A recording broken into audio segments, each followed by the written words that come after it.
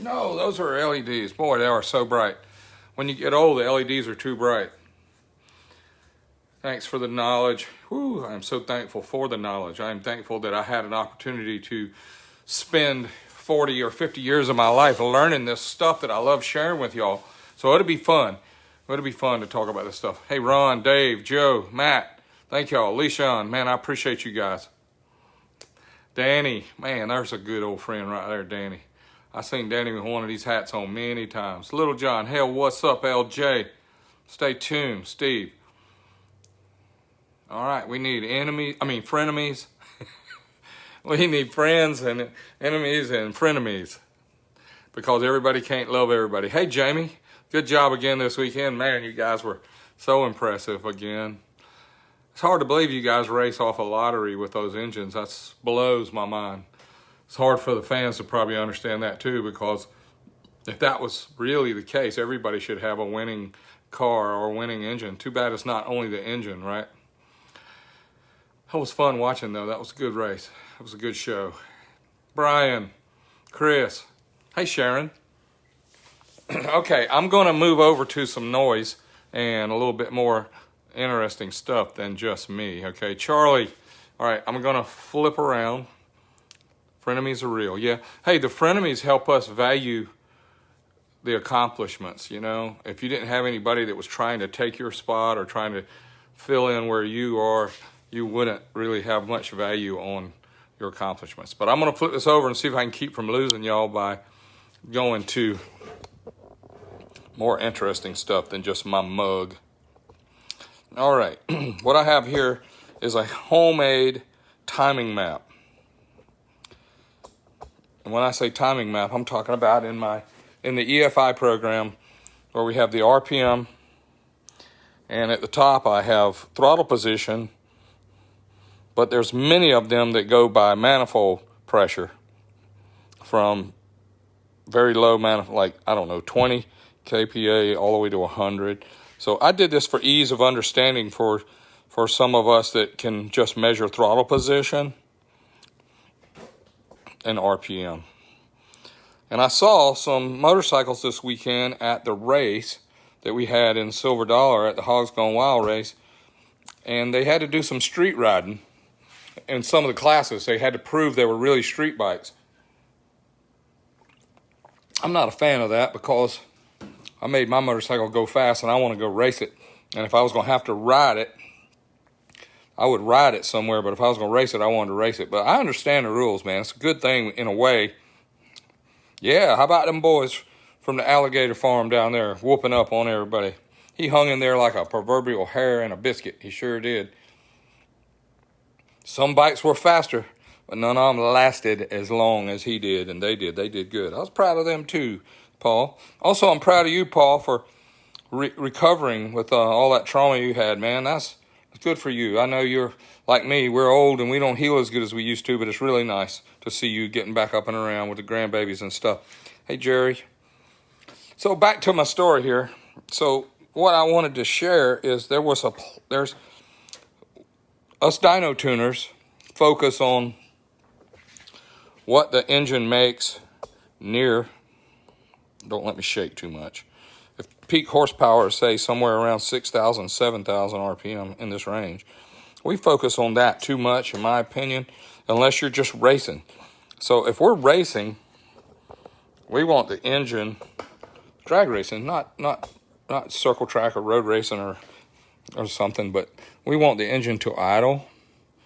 We want it to rev up nice. And we want it to run wide open throttle.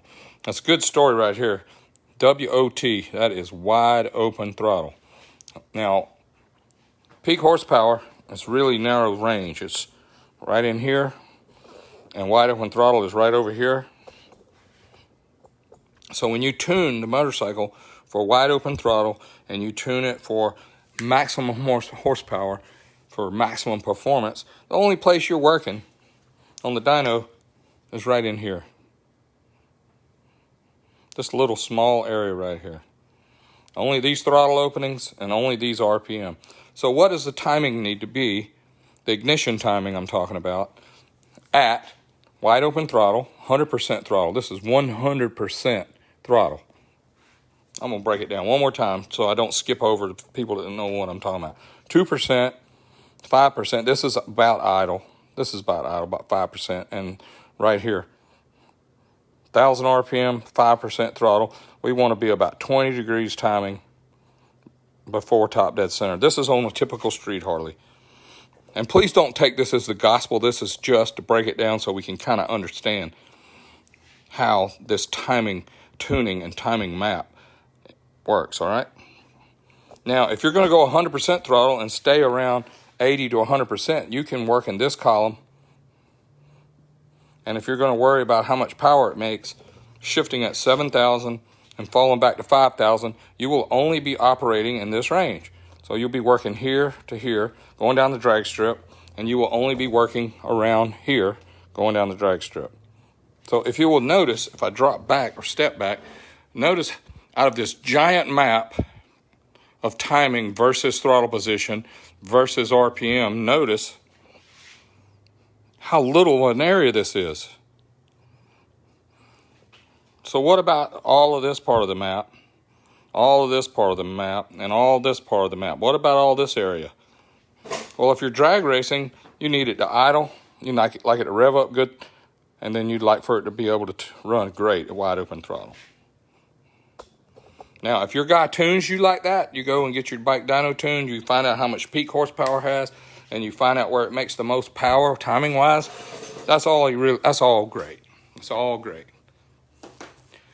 All right, let's catch up right quick. You guys are only about 20 seconds behind, I think, on this deal.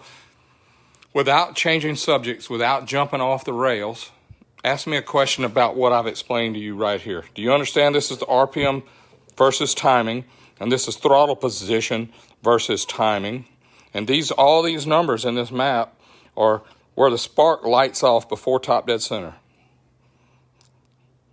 Like at full throttle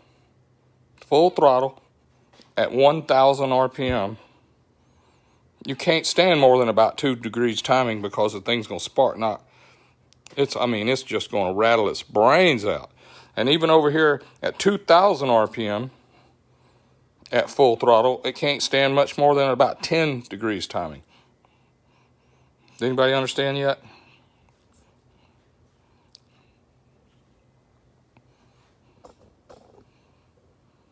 Hello. Lots of hellos. Hey, Randall. Hey, Rob. Hey, Ben. Okay. Well, let's don't really speak out about it yet. That's okay, too. All right. What about at 3,500 going 80 miles an hour at idle? Great question, Alex. How does the map sensor equate to all of that? Okay, so this could be just as easily map sensor reading. This could be, it's all voltage. I think it's 0 to 5 volts. So this shows a voltage value at idle, and it shows a voltage value at wide open throttle. And it's based on how far your throttle is turned on, which is also very, very similar in curve. Like if this is the throttle position, that's not a good one. I've tried too many times. Let me put that out of here. Throttle position and map load. They're very similar. It's not exactly the same thing, but it's very similar. When your manifold pressure is 100 kPa, it means it's 100% of the atmosphere. 100 kPa. It's whatever the barometer where you are today gives you 100 kPa. That usually happens near wide open throttle because you are introducing God's atmosphere to the inside of the engine. Yeah, sorry, John, about the lengthy one. We'll have to do that another time. What if you have 100 kPa at 50% throttle? Well, yes, you do. So let's say you have 100 kPa at 50% throttle. All right, let's go to 50. And if you're you better have this little map right here. This thing better be really not, if you're pinging, you got to start dropping this. At the 50 kPa range, right in here, let's say at 50 kPa, which is, no, 100 kPa at 50% throttle. The more powerful and the bigger your engine is, yeah, that's a great question. What if you have 100 kPa at 50% throttle? That happens a lot these days with the big motor, big Milwaukee 8s with 130, 140, 150 cubic inches. All you got to do is crack the throttle a little bit and you get 100 kPa. So if you do a good job tuning and you look at the spark knock and you look at the knot sensors, you will build this map to look exactly what it needs to be to have the correct ignition lead timing based on 100 kPa versus throttle position.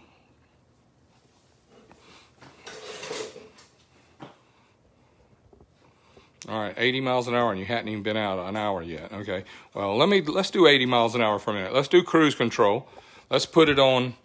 I know I run some Harleys at about 3,000 RPM for a long time, and we run along at 10, 8, 12, 15% throttle in this range, and we're at 3,000 RPM. All right, at this really low throttle setting, your KPA is going to be less than 100 most of the time. And if it is, you should be able, your guy that's tuning your motorcycle should be able to look at your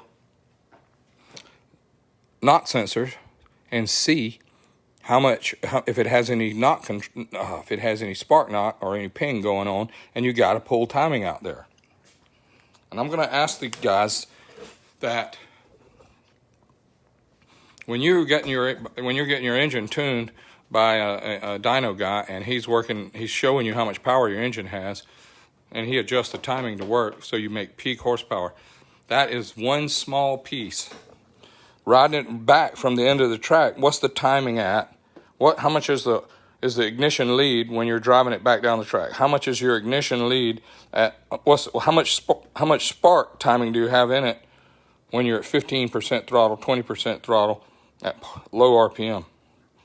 And I'm going to tell you something that's going to sound really hard to believe for the guys that don't know this, but the guys that know it, it's crazy, but here's how it works. You want your spark timing to be the highest it can be, the biggest number you can run without spark knot. And yes, you don't want to be something dumb like 50 or 60 degrees before TDC, but listen to me. When you're running along at low RPM and very low manifold pressure and very low throttle position, it's easy for that engine to get hot. And listen, I haven't talked about air-fuel ratios yet. That's another story, but I'm going to talk about that real quick too. But look at this right here. See this cruise range? This little set of steps is not exactly in the right place. I mean, you might want 45 up in here. And the reason these are steps is because all this is a grid based on throttle position, based on RPM, so it's all a grid. If you guys do tuning or run a dyno or tune EFI, you will understand what I'm saying about this.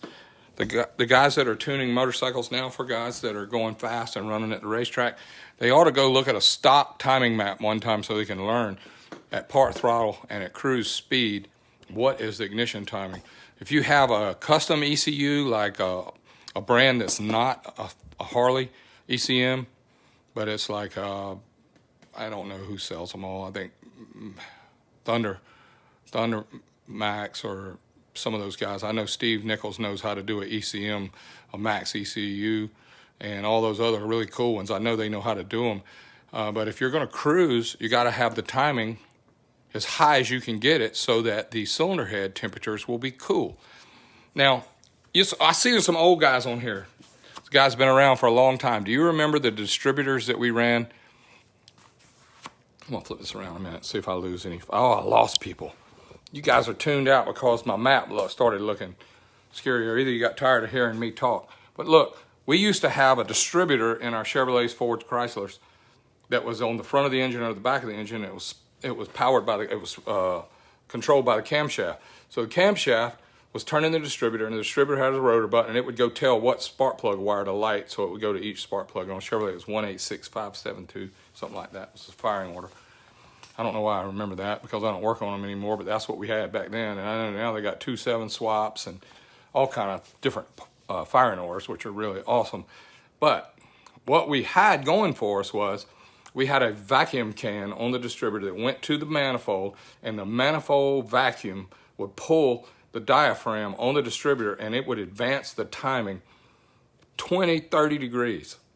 It would so when you're driving down the highway at real high manifold vacuum, which is less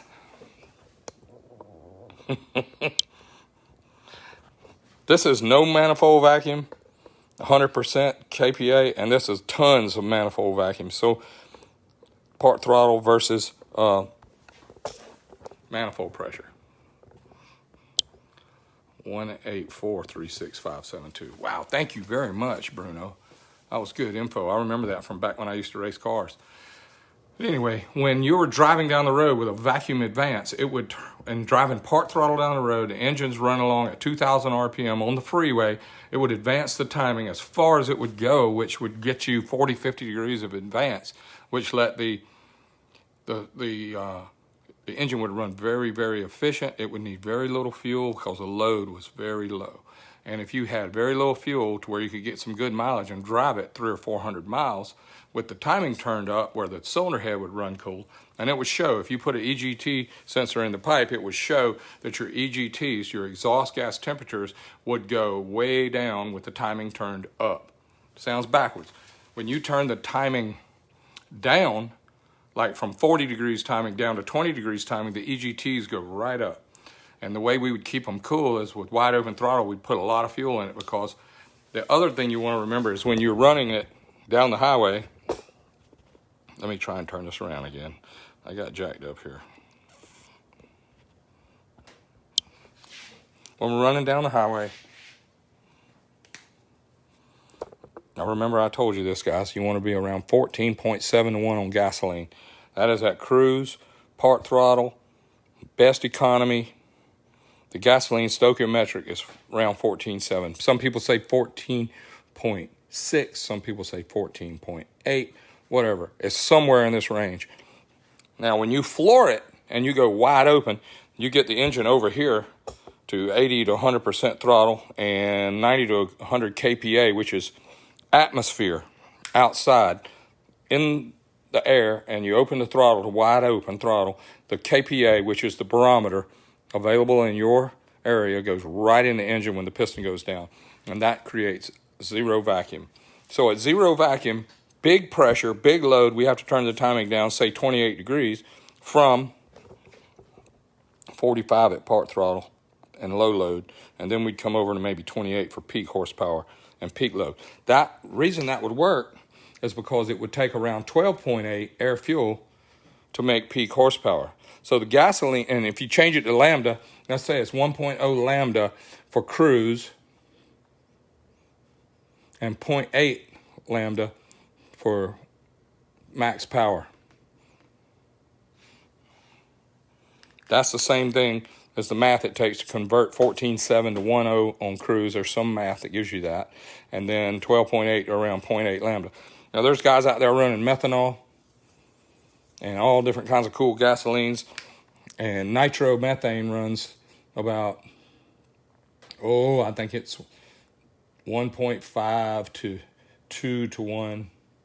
Methanol's around 4, maybe 3 to 1.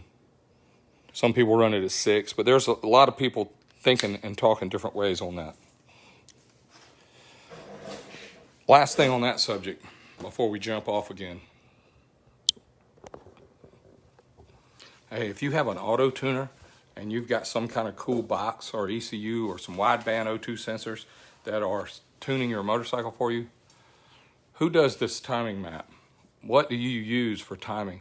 So let's say you got some really cool products that set your air fuel ratio. You go in and type it, or your tuner guy says, I want 14.7 at cruise, and I want 12.8 at wide open throttle at max RPM and max load. All right, so, and it's got some kind of averaging between there to give you the air fuel ratio you want. To me, air fuel ratio is only one of the things that are very important on tuning, and the timing is so huge. So if you have your motorcycle where it runs, say, 12.8 to 1 or 0.8 lambda at full throttle, full RPM, and you make peak horsepower there, and you've moved the air fuel everywhere, and you've moved the timing everywhere to get peak horsepower so you can go the fastest down the track. Out of 100% of use that you use on your engine, how many percent of that is used in that tune? In other words, that tune is good for 2, 3, 4, 5% of your tune. The rest of it, maybe it works with your auto tune, but who tunes the timing map? Who sets the lead where the spark lights off at the right time for the throttle position, the map load, the load on the engine, and the RPM?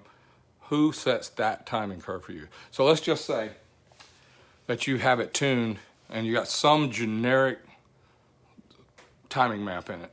And if you're going down the highway at part throttle, 80 miles an hour in high gear, and the engine's just cruising along, say 3,000, 2,500, 3,000 RPM. What is the ignition timing right there? And what is the air fuel right there? And if you have not dynoed in that range, and you run it in that range, let's say we go 10 miles, 20 miles, 30 miles, and it's got too little timing because the guy put a generic map in it where he's got 25 or 28 degrees in the whole map, it's going to overheat the engine because running the timing that low at part throttle and part load. And then what's the air fuel ratio at part throttle, part load, low RPM? What's the air fuel ratio there? So there's so much more to dyno tuning than just wide open throttle and max RPM. So auto tuner guys, look, I'm not a big fan of auto tuners. I understand their value, I understand, but please don't put all your eggs in that basket. A good dyno tune, well, having a dyno doesn't make you a good tuner. Being a good tuner without a dyno, it's like a guy, a mechanic with no tools, or a mechanic with tools, but he doesn't know how to use them. So it's got to be a good combination. So it's really important for you if you have a high performance or a modified Harley Davidson and you put a generic map in or an internet map that comes from the motor company or from one of our competitors or even from us. You get a map. George, give me a map for my bike. I got this pipe, I got this cam, well, I'm going to tell you something. Who knows where that lines up? Who knows? It's supposed to have this much. The part I email and the part you get in the email that you download out of the map, you download it in your bike. What's the timing? What's the air fuel? And what is it at each throttle? It takes me 5 to 6 hours to do a good tune on one. Idle tune, part throttle tuning, more throttle, more RPM, high map loads, low RPM, high map loads, low RPM, low map load at high RPM. I mean, it's just so convoluted to assume that you got something right on the internet that will work. Pressure map for timing. I'll move it over here so we can see it.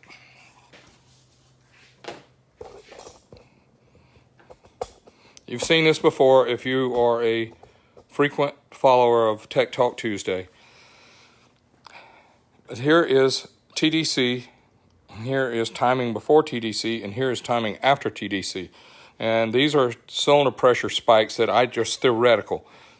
2,000 PSI, 1,000 PSI, and 0 PSI. So if you light the spark plug off at 30 degrees before top dead center, and after it takes a while for it to say the piston's going up and down 100 times a second, this right here has a little bit lag to it, and you get peak pressure after TDC. And if you light it off too early, like over here, let's say 45 degrees before top dead center, at full throttle, at full map load, at full pressure, the gasoline won't make it. It detonates after TDC, and maybe it even detonates before TDC, and that's what melts pistons and blows engines up.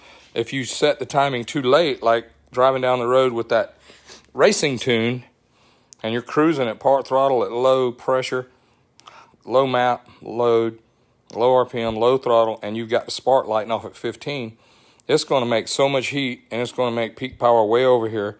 And it's not, the whole head and pipes and everything overheats in this range. When you get it just right, where you light it off, let's just say it's 30. It could be 35, it could be 20, but it's somewhere in here. That's where you want to light this off so that you get the pressure, peak pressure after TDC, and you get a lot of it without getting into detonation. I know that's a lot of information.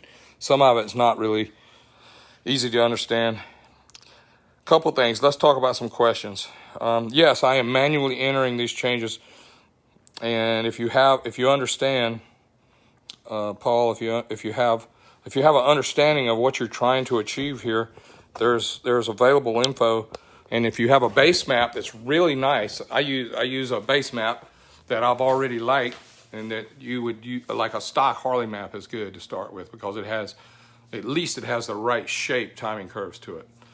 The ones I've seen do, but if you understand what it needs to look like with high timing at low KPA and low RPM, high timing so that you can get some efficiency and some cool temperatures. But if you've ever run an old turbo, like a turbocharged Kawasaki or Suzuki with an old ATP or a Mr. Turbo, and you had to run the ignition timing at, say, 20 degrees to keep it from detonating, but it was locked at 20 degrees, you would not believe the exhaust pipes at night. If you're riding on the street, you're riding around and you look down at your exhaust pipes and they're glowing red orange because they are so smoking hot, because there's no gasoline going in there and the timing's so low that it's just overheating the parts. The guys that are running nitrous now that are going really fast, the guys that run nitrous, which accelerates the burn rate of nitrous oxide, accelerates the burn rate. So you have to start the timing late. You have to start it closer to TDC to control that cylinder pressure. And if you're running nitromethane, it's the other way. You got to start the spark so early, 50, 60 degrees, because nitromethane takes so long to burn. To get to peak pressure after TDC or near TDC, after TDC, you have to put a lot of ignition lead into it for it to start. Regular old gasoline is somewhere in between. Nitromethane and gasoline is somewhere in between. And if you put nitrous oxide, where you're introducing oxygen into the gasoline, it burns so much faster that instead of lighting off at, say, 25 before TDC, you might have to light it off at 10 degrees before TDC. All right, and I know I'm running out of time. I wanted to tell you guys, I am planning on doing Tech Talk Tuesday as long as I am physically able. I love it. I appreciate you guys interacting with me. I appreciate you guys sharing this time with me on Tuesdays. It's been very convenient for me over the time now. I think 64, maybe. I think we decided today. That's a lot of Tech Talk Tuesdays. I love to do them, love to keep doing them, especially if you guys like it as much as I do, and I get good feedback from you. Send me questions. You can PM me. You can email me, George@starracing.com. I will be George@starracing. I am moving to Nashville, Tennessee in November, and I'm starting my beginning of my retirement, but I intend on producing hot rod parts to make the new late model big twins go faster and make more power. I want to sell our piston kits. I want to sell our valves and springs and retainers. I want to sell our camshafts. We have some really great cams to go with that stuff, and I want to keep sharing that with you guys. But give me some great feedback. I love you guys. Please stay tuned, and I'll keep you informed the best I can, my ability. God bless.